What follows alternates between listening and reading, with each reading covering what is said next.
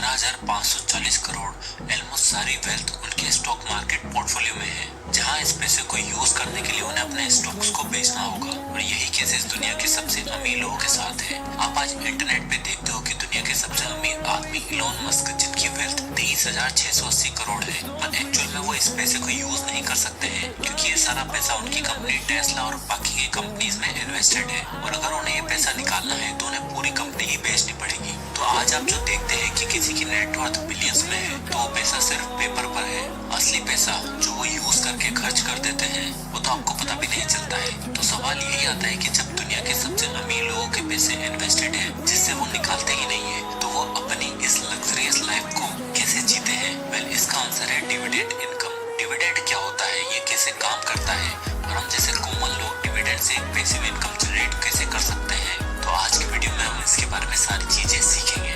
सबसे पहला, what are dividends? तो सबसे पहले बात करते हैं कि डिविडेंड होते क्या है। मान लो आप अपना एक बिजनेस शुरू करते हो, जहां आप अपना पैसा डालते हो उस बिजनेस को रन करने में, और बहुत मेहनत भी करते हो, और फिर जैसे ही आपको कुछ प्रॉफिट होने लगता है, तो उस पैसों को आप वापस से अपने बिजनेस में री इन्वेस्ट कर देते हो, जब तक कि वो बिजनेस अच्छे से स्टेबल ना हो जाए। और फिर एक टाइम के बाद जब आपका बिजनेस अच्छे से काम करने लगता है और सारे खर्चे निकलने के बाद जब आपको कुछ प्रॉफिट मिलता है, तो उसे आप अपने पास रखते हो। अब मान लो इस बिजनेस में आपका कोई पार्टनर भी है, तो इस प्रॉफिट को आप अपने पार्टनर के साथ भी शेयर करोगे। सिमिलरली, जब आप किसी बड़ी कंपनी में अपना पैसा इन्वेस्ट करते हो, तो टेक्निकली आप उस कंपनी के छोटे से हिस्से बट कुछ हिस्से के मालिक बन जाते हो। इसलिए जब कंपनी को अपने बिजनेस से प्रॉफिट होता है, तो वो उस प्रॉफिट का कुछ हिस्सा आपको भी मिलता है, जिसे फाइनेंस की दुनिया में डिविडेंड कहा जाता है। साल 2008 से लेकर 2018 तक इन 10 सालों में रिलायंस इंडस्ट्रीज ने अपने शेयर होल्डर्स को टोटल 31,616 करोड़ डिविडेंड पे करा है, जिसमें मुकेश अंबानी और उनकी फैमिली, जिसके पास इस कंपनी के सबसे ज्यादा शेयर्स हैं, उनकी अपनी कंपनी से इन 10 सालों में 14,553 करोड़ रुपए का डिविडेंड मिला है। और दूसरा सवाल आता है कि व्हाई डू कंपनीज पे डिविडेंड्स? कि कंपनियां डिविडेंड पे करती क्यों है? यहाँ ध्यान रखने वाली बात यह है कि सारी कंपनीज डिविडेंड पे नहीं करती है। कई बड़ी बड़ी कंपनीज जो बहुत ज्यादा सक्सेसफुल है, इसका मतलब ये नहीं कि वो डिविडेंड पे कर दे। कई सारी टेक कंपनीज जैसे अमेजोन, गूगल, ये सारी कंपनियां डिविडेंड पे नहीं करती है, क्योंकि ऐसी कंपनीज कंटिन्यूअसली ग्रो होती रहती है, ये नए नए प्रोडक्ट्स पर काम करती रहती है, कई एक्सपेरिमेंट करती है, जिसमें बहुत सारा पैसा लगता है। इसलिए ज्यादातर कंपनीज अपने प्रॉफिट को री इन्वेस्ट करके ग्रो होती रहती है और कभी भी डिविडेंड पे नहीं करती है। उनका स्टॉक प्राइस बढ़ता जाता है, जिससे सेल करने पर भी आप कुछ अर्न कर सकते हो। वहीं ऐसी कंपनी जो स्टेबल है, जैसे Coca Cola, P&G, Johnson and Johnson etcetera, जिनमें और ग्रोथ की ऑप्शंस अवेलेबल नहीं है, वो जितना भी प्रॉफिट अर्न करती है, उससे री इन्वेस्ट करने से कोई मतलब ही नहीं बनता है, जिससे उनका स्टॉक प्राइस तो बढ़ता जाता है और उनकी इनकम कम रह जाती है। इस बबल से बचने के लिए ऐसी स्टेबल कंपनी जो अच्छी खासी प्रॉफिटेबल होती है और कुछ खास ग्रो नहीं हो सकती है, वो सीधे सीधे अपने प्रॉफिट को अपने शेयर होल्डर्स में डिवाइड कर देती है। तो अगर आप भी इन कंपनियों में इन्वेस्ट करके अच्छा पैसा कमाना चाहते हो, तो जल्दी से जल्दी इन्वेस्ट करना शुरू कर दीजिए। उसके लिए आपके पास एक डीमेट अकाउंट होना जरूरी है, और अगर आप अभी तक अपना डीमेट अकाउंट ओपन नहीं किए हैं, तो देरी मत कीजिए। उसके लिए आप एंजल ब्रोकिंग या अपस्टॉक दोनों में से किसी पर भी अपना डीमेट अकाउंट चुटकियों में ओपन कर सकते हैं, जिसका लिंक आपको डिस्क्रिप्शन में मिल जाएगा। तो कहीं आप अच्छी अपॉर्चुनिटी को खो न दें, इसलिए अभी अपना डीमेट अकाउंट सेटअप कर लीजिएगा। अब बात आती है कि डिविडेंड काम कैसे करता है ना। ये पता लगाने के लिए कौन कौन सी कंपनीज डिविडेंड पे कर रही है, उनमें से कौन सी अच्छी और कौन सी खराब, इसके लिए आपको कुछ नहीं करना है, बस उस कंपनी का नाम गूगल पर सर्च करना है और वहाँ आपको डिविडेंड यील्ड दिख जाएगा। ये एक परसेंटेज रेशियो है जो आपको बताता है कि किसी कंपनी में हर साल अपने एक शेयर पे कितना डिविडेंड पे कर रही है। जैसे कि इस केस में इन्फोसिस अपने हर स्टॉक पे 1.76% का डिविडेंड पे कर रही है, जिसका मतलब अगर आपके पास इन्फोसिस का एक शेयर है, तो जब भी कंपनी अपना डिविडेंड रिलीज करेगी, तो आपको 29 रुपए मिलेंगे, जो ऐसे तो कुछ खास नहीं है, बट अगर आपके पास इन्फोसिस के 1000 शेयर्स हैं, तो आपको 29,000 रुपए तक मिलेंगे। तो कंपनी को जब प्रॉफिट होता है, तो कंपनी के बोर्ड ऑफ डायरेक्टर्स मिलते हैं और डिसाइड करते हैं कि इस प्रॉफिट का क्या करना है, जहां वो डिसाइड करते हैं कि इस प्रॉफिट का कितना परसेंटेज उन्हें कंपनी में वापस री इन्वेस्ट करना है और कितना हिस्सा अपने शेयर होल्डर्स में डिवाइड कर देना है। ये सब डिसाइड होने के बाद कंपनी अपना डिविडेंड अनाउंस कर देती है और अपने पेमेंट की सारी डेट्स भी बता देती है। फॉर एग्जाम्पल, अगर कंपनी ने ये डिसाइड किया है कि वो अपना 50% प्रॉफिट डिविडेंड्स में बांट देगी, जहां आपको पर शेयर मान लो 100 रुपए का प्रॉफिट हुआ है, तो कंपनी इस प्रॉफिट का आधा यानी कि 50 रुपए आपको पे कर देगी और बाकी का 50 अपने इन्वेस्टेड अमाउंट में ही सेव रहेगा। मान लो अगर आपके पास किसी कंपनी के 1000 शेयर्स हैं, तो आपको डिविडेंड पेमेंट होगी 50,000 रुपए। बट यहाँ इम्पोर्टेंट बात यह है कि डिविडेंड्स आपको हर मंथ आपकी सैलरी की तरह नहीं मिलते। ज्यादातर कंपनीज क्वार्टरली डिविडेंड्स पे करती हैं हर 3 महीने में आपकी डिविडेंड इनकम आती रहेगी, या कई कंपनी साल में 3 बार या सिर्फ एक बार ही डिविडेंड पे करती है। इसलिए आपको इन इम्पोर्टेंट डेट्स का पता होना बहुत जरूरी है।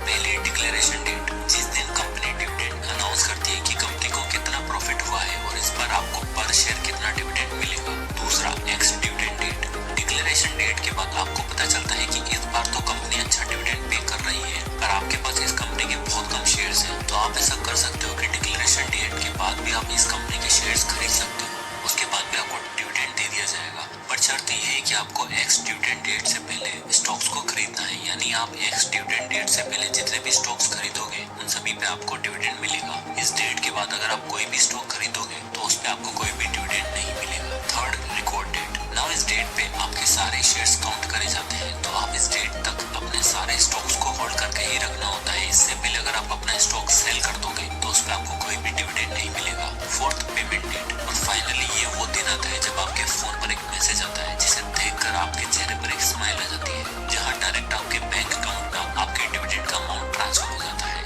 वैसे तो ज्यादातर कंपनीज कैश के फॉर्म में डिविडेंड पे करती है, जहाँ पैसा डायरेक्ट आपके अकाउंट में ट्रांसफर कर दिया जाता है। और साथ आपके लिए यहाँ जानना बहुत जरूरी है कि कई कंपनीज शेयर के फॉर्म में भी डिविडेंड पे करती है, जहाँ कंपनी आपको कैश देने के बजाय आपको कुछ एक्स्ट्रा शेयर्स दे देती है। अब हम देखेंगे कि डिविडेंड इनकम होती क्या है। वॉरेन बफेट अपनी फेवरेट कंपनी कोका-कोला के 400 मिलियन शेयर को ओन करते हैं, जहाँ वो पूरी कंपनी के 9.3% हिस्से के मालिक हैं। वहीं उस कंपनी के सीईओ जेम्स क्विंसी उस कंपनी को मैनेज करते हैं, दिन भर काम करते हैं, जिससे उन्हें साल 2017 में $10 मिलियन की सैलरी भी मिली थी। वहीं उसी साल 2017 में वॉरेन बफेट ने बिना कोई काम करे कोका-कोला के डिविडेंड इनकम से ही $592 मिलियन मिले थे। नाउ अब आप समझ ही गए हो कि डिविडेंड क्या है और ये काम कैसे करता है। बट अब ये समझते हैं कि इससे आपको क्या क्या फायदा होने वाला है। स्टॉक मार्केट में जब आप अपना पैसा इन्वेस्ट करते हो तो उससे आप तब तक पैसा नहीं कमाते हो जब तक आप स्टॉक को सेल नहीं कर देते। मान लो आप अपने 20s में हो और आपने सीरियस इन्वेस्टिंग करना स्टार्ट कर दिया है। आप एक कंपनी को पिक करते हो और 40 साल तक रेगुलर इन्वेस्ट करते जाते हो। जहां आपकी जेब से पैसा जा रहा है, आप अपने फोन पे उस पैसों को बढ़ते हुए देख सकते हो, बट इसे निकाल के यूज नहीं कर सकते हो, क्योंकि उसके लिए आपको अपने शेयर्स को सेल करना पड़ेगा और आप कंपाउंडिंग को होने से रोक दोगे। बट वहीं अगर आप रेगुलर इन्वेस्टिंग की जगह डिविडेंड इनकम की स्ट्रेटेजी को फॉलो करते हो तो आपको ये सारे बेनिफिट होते हैं। कंपनी जैसे जैसे ग्रो होती है उसकी स्टॉक प्राइस भी बढ़ता जाता है और साथ ही आपका पैसा भी कंपाउंड होता जाता है। पर क्योंकि आपने एक ऐसी कंपनी में इन्वेस्ट करा था जो ऑलरेडी बहुत ग्रो हो चुकी थी और वो रेगुलर अपने शेयर होल्डर्स को कई सालों से डिविडेंड पे करती हुई आ रही है, तो आपको बोनस में अपनी इन्वेस्टमेंट से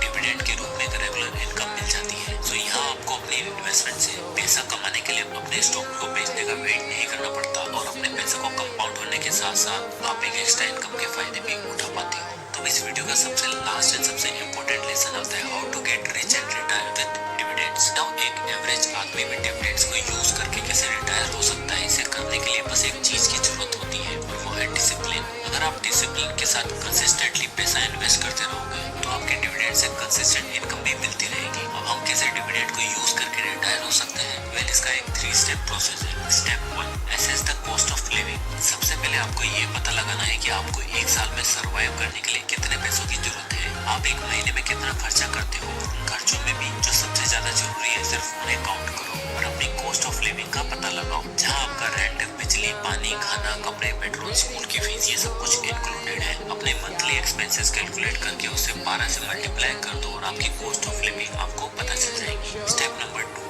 look for dividend growth stocks. ये करने के बाद अब आपको ऐसे स्टॉक्स को ढूंढना है जो आपकी इस कॉस्ट ऑफ लिविंग को पूरा कर सके। याद रखो, आप यहाँ अपने रिटायरमेंट प्लान कर रहे हो, इसलिए ये स्टेप सबसे ज्यादा इम्पोर्टेंट है, क्योंकि आपकी पूरी लाइफ यहाँ डिपेंड करती है कि आप किन स्टॉक्स को पिक करने वाले हो। कुछ कंपनीज आपको हाई डिविडेंड शो कर रही होती है, बट क्योंकि उनका बिजनेस इतना सस्टेनेबल नहीं होता है और वो कुछ टाइम के बाद ही डिविडेंड को कैंसिल कर देते हैं, इसलिए आपको ऐसी कंपनी को पिक करना है जिनकी हिस्ट्री में बहुत अच्छी ग्रोथ देखी गई हो, उनकी इंडस्ट्री बहुत ज्यादा कॉम्पिटिटिव ना हो और सबसे इम्पोर्टेंट, उस कंपनी ने अपने डिविडेंड पे भी ग्रोथ दिखाई हो। For example, Procter and Gamble ने 63 सालों तक कंसिस्टेंटली अपने डिविडेंड को इंक्रीज करा है। सो इसी कंपनी पे आप भरोसा कर सकते हो कि आगे भी आपको रेगुलर डिविडेंड पे करती रहेगी। Step number 3, dividend pay out ratio. किसी भी कंपनी को पिक करते टाइम आपको ये देखना है कि उस कंपनी का डिविडेंड पे आउट रेशो कितना है, या जब उस कंपनी को प्रॉफिट होता है तो वो कितना परसेंटेज डिविडेंड पे अपने शेयर होल्डर्स में बांट देती है। फॉर एग्जाम्पल, एक कंपनी के पर शेयर 10 रुपए का प्रॉफिट हुआ है और उस कंपनी ने उसमें से 3 रुपए डिविडेंड में आउट रेशो है 30%। ये इसलिए इम्पोर्टेंट है क्योंकि इससे हम ये पता लगा सकते हैं कि ये कंपनी कितनी स्टेबल है। क्योंकि जब भी कंपनी प्रॉफिट कमाती हो और अगर वो पैसा उस कंपनी में भी वापस से इन्वेस्ट हो रहा है, इसका मतलब वो कंपनी कहीं ना कहीं लैग कर रही है। या तो वो पैसा उसकी ग्रोथ में जा रहा है, जिसका मतलब वो कंपनी सही से ग्रोथ नहीं हुई है, या फिर इन पैसों से कंपनी के डेट्स पूरे करे जा रहे हैं। क्योंकि अगर कोई बिजनेस अच्छा सस्टेनेबल है तो उसे प्रॉफिट में सर्वाइव करने की जरूरत नहीं पड़ती है। नाउ लोग इन्वेस्ट इसलिए करते हैं ताकि वो अपनी जॉब क्विट कर पाए। उसके लिए आपको एक अच्छी डिविडेंड पे करने वाली कंपनी पे अपना पैसा इन्वेस्ट करना है, जहां आप एक एवरेज 15% का एनुअल रिटर्न एक्सपेक्ट करके अपने पैसों को कंपाउंड कर सकते हो। साथ ही साथ उसके डिविडेंड से अपने सारे बेसिक खर्चे भी कवर कर सकते हो, वो भी बिना अपने स्टॉक्स को सेल करे। और अगर आप यंग हो तो आप एक और बेस्ट चीज कर सकते हो, वो अपने डिविडेंड को री इन्वेस्ट करके और जल्दी फाइनेंशियली फ्री हो सकते हो। क्योंकि आप जितना ज्यादा से ज्यादा पैसा जितना जल्दी से जल्दी इन्वेस्ट करोगे, आप उतना जल्दी फाइनेंशियली फ्री हो पाओगे। इसलिए अपने इस डिविडेंड की इनकम को सही से यूज में लाओ और एक अच्छी लाइफ एंजॉय करो। तो दोस्तों, आई होप कि इस वीडियो से आपको कुछ ना कुछ सीखने को जरूर मिला होगा। और अगर आपको ये वीडियो अच्छा लगे तो इसे लाइक करें और ज्यादा से ज्यादा लोगों तक शेयर करें, ताकि बाकी लोगों को भी इसके बारे में नॉलेज मिल सके। और अगर आप इसी तरह के वीडियोस देखना चाहते हैं तो हमारे चैनल को सब्सक्राइब करना ना भूलें। मैं इसी तरह के वीडियोस लाता रहता हूँ। और अगर आप किसी भी बुक या टॉपिक पर वीडियो चाहते हैं तो हमें कमेंट बॉक्स में कमेंट करके जरूर बताइएगा। मैं उस पर वीडियो बनाने की पूरी कोशिश करूंगा। तो मिलते हैं नेक्स्ट वीडियो में।